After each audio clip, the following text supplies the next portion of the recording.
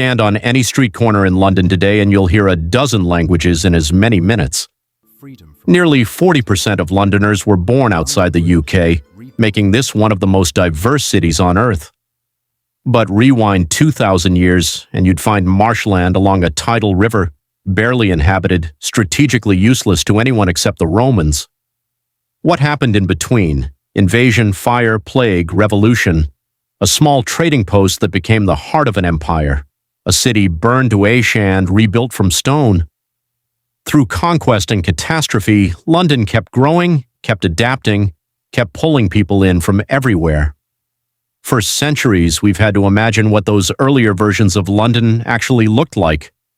Artist sketches, faded engravings, descriptions in old journals. But now, using AI trained on historical imagery, we can take those original drawings and paintings and see them as they might have appeared in real life. The cobblestones, the crowds, the smoke arising from medieval chimneys. You're about to witness almost 2,000 years of history in one video. Sit back and relax as we journey through the incredible history of the capital of the United Kingdom, London. Let's go back to where it all began. The year is 43 AD.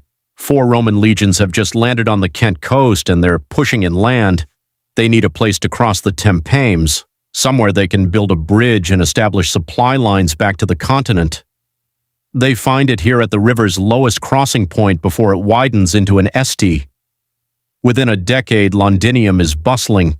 Merchants from Gaul, soldiers from Syria, traders from North Africa. The Romans build their bridge exactly where London Bridge stands today. Around it, a port town springs up almost overnight. But 17 years after its founding, disaster strikes. Queen Budassa of the Iceni tribe has had enough of Roman occupation. Her army marches on Londinium and burns it to the ground. Archaeological digs have found a layer of red ash beneath the modern city, evidence of that destruction. The Romans rebuild bigger than before. They construct a massive wall around the city, parts of which still stand 2,000 years later. At its peak, Londinium is home to maybe 60,000 people, the largest city in Britannia. Amphitheaters, bathhouse, forums. This isn't some frontier outpost anymore. It's a proper Roman city. Then by around 410 AD, Rome itself is crumbling. Barbarian tribes are hammering the empire from all sides. And Britain is too far away, too expensive to defend. Emperor Honorius sends word, "You're on your own." The legions pull out. Without Rome, Londinium's entire economy collapses. The trade networks that brought wine from Gaul and olive oil from Spain simply stop. Roman currency becomes worthless. The merchants leave, the officials leave, the skilled craftsmen leave. Within a generation, a city of perhaps 50,000 people dwindles to a few hundred squatters living in the ruins. For the next 2 centuries, the grand buildings slowly fall apart. Roofs cave in, walls crumble, weeds push through mosaic floors, but the Thames keeps flowing, and rivers have a way of attracting new people with new ideas about what a city should be. The Saxons who settle in Britain after the Romans leave don't particularly like cities. They're farmers, village people. They actually avoid the old Roman city, seeing it as haunted, cursed.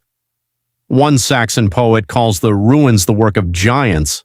They can't imagine how mere humans could have built such massive structures. Instead, around the 600s and 70s, they build a new settlement about a mile west of the Roman walls. They call it Londonvik, London Trading Town. This is where modern Covent Garden and the Strand are today. If you're watching a performance at the Royal Opera House, you're sitting directly above Saxon London. By the early 700s, goods are flowing in from all over. Amber from the Baltic, millstones and wine jars from the Rhineland, pottery and metalwork from France and Germany. At its peak, Londonvik might have 8,000 people living there. Not huge by Roman standards, but thriving. But then the Vikings arrive. Starting in the late 8th century, Norse raiders keep hitting the settlement. These aren't just raids anymore. They're coming up the Thames in force. In 842, they sack Londonvik completely. In 851, they do it again. King Alfred the Great finally has enough.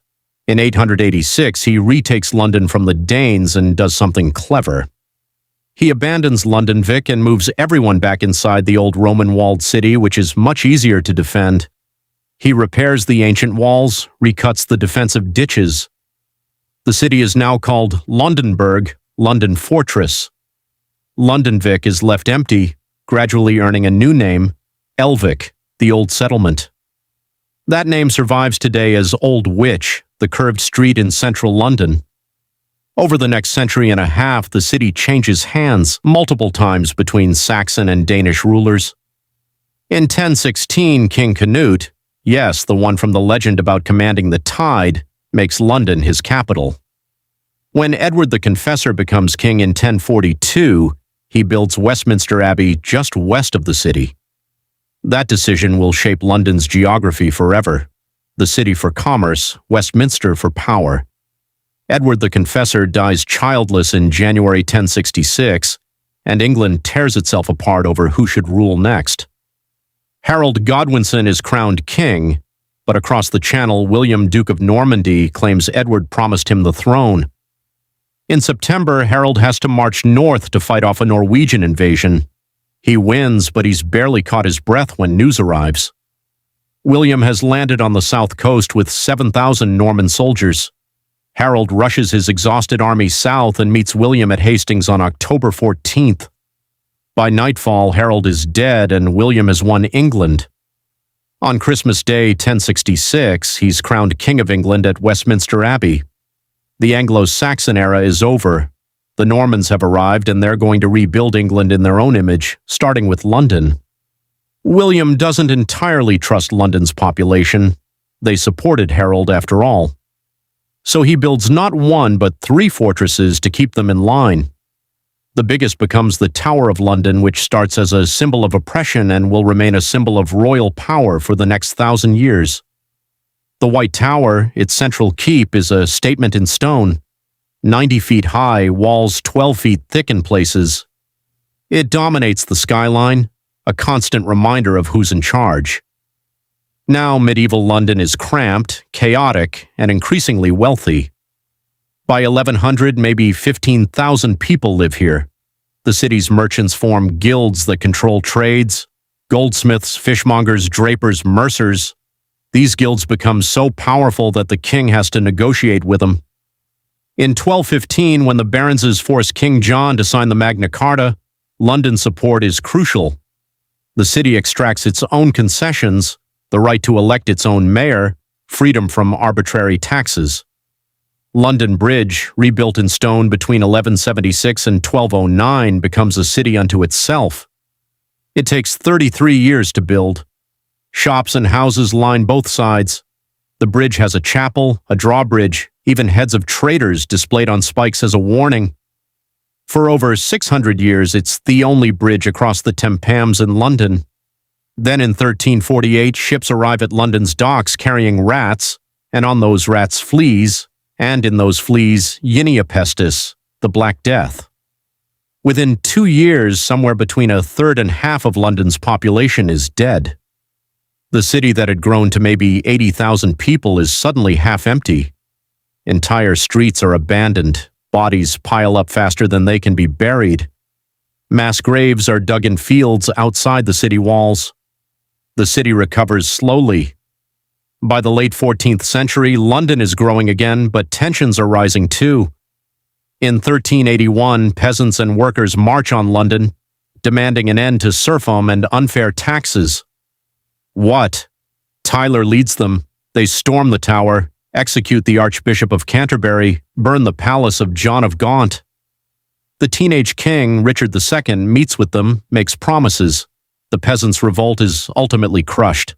Tyler is killed, the leaders hunted down and executed. But it terrifies the ruling class.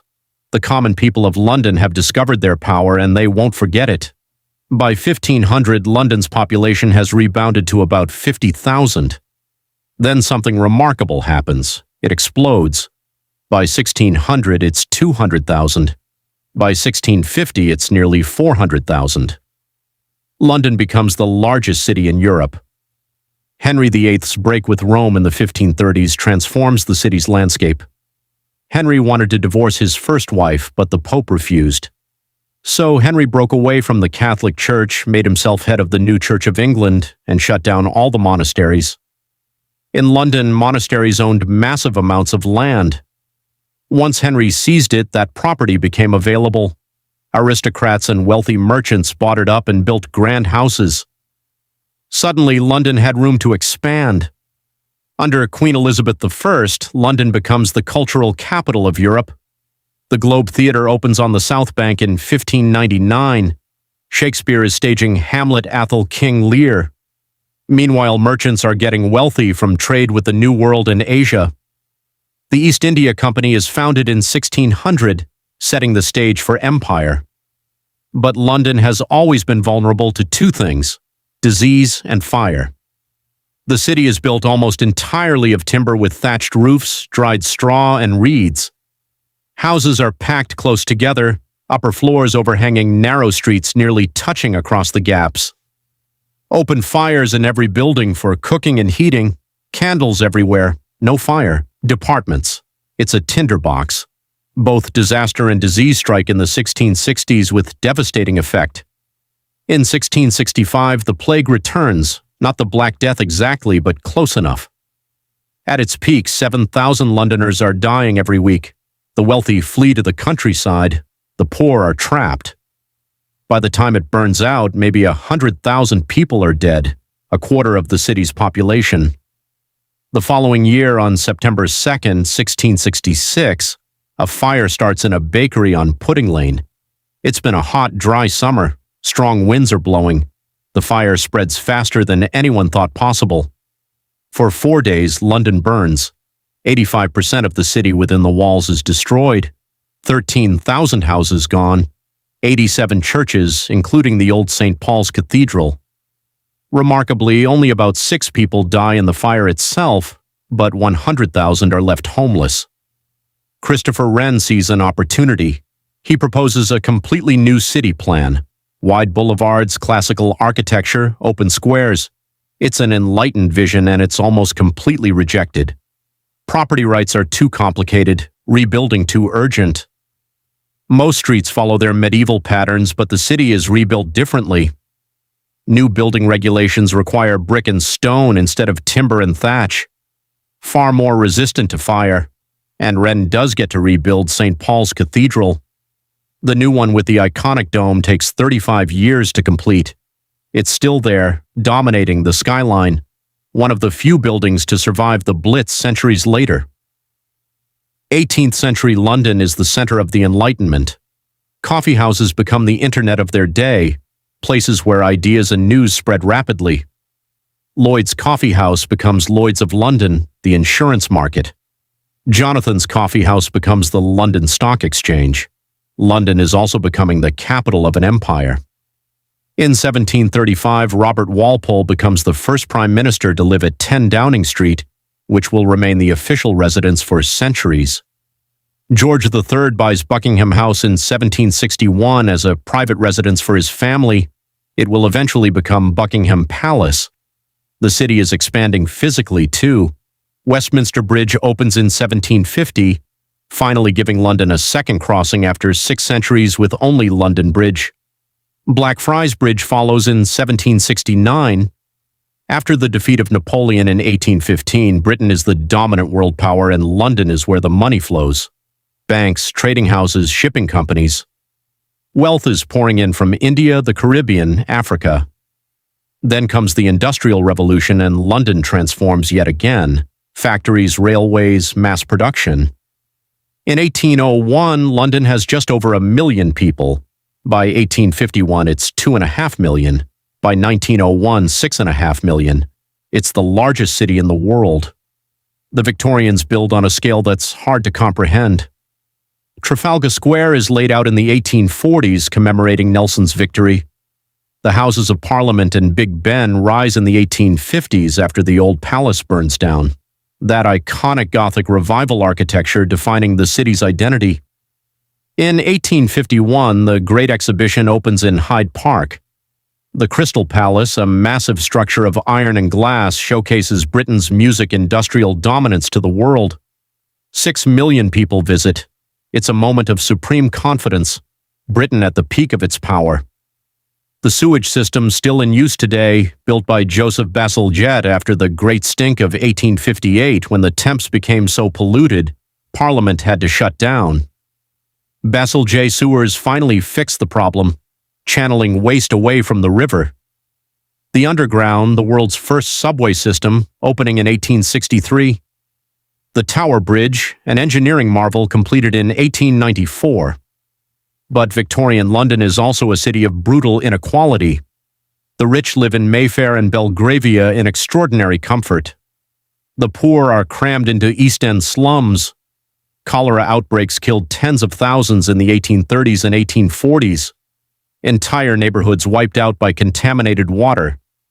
It takes a doctor named John Snow proving in 1854 that cholera spreads through water, not air, before anyone fixes the problem. Crime is rampant. In 1829, Robert Peel establishes the Metropolitan Police, the first professional police force nicknamed Bobbies after him. But the city's dark side persists. In 1888, Jack the Ripper terrorizes Whitechapel, murdering at least 5 women. He's never caught.